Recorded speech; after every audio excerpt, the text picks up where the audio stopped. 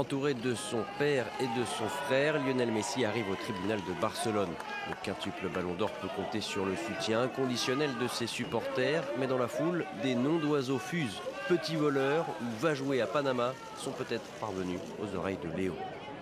Avec l'aide de son père, le footballeur argentin est accusé d'avoir dissimulé des revenus dérivés de ses droits à l'image via des sociétés Écran, au Belize et en Uruguay entre 2007 et 2009.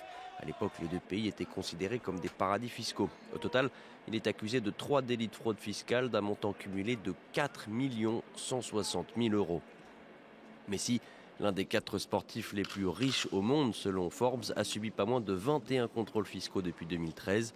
Sa ligne de défense est toujours restée la même. Il ne sait rien, ce n'est pas lui qui gère sa fortune.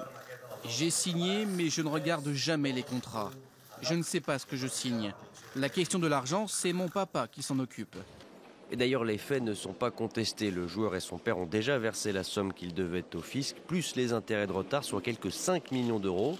Mais l'avocat qui défend les intérêts du trésor espagnol a tout de même requis 22 mois et demi de prison, plus une amende. Même condamné, le joueur et son père ne devraient pas être incarcérés.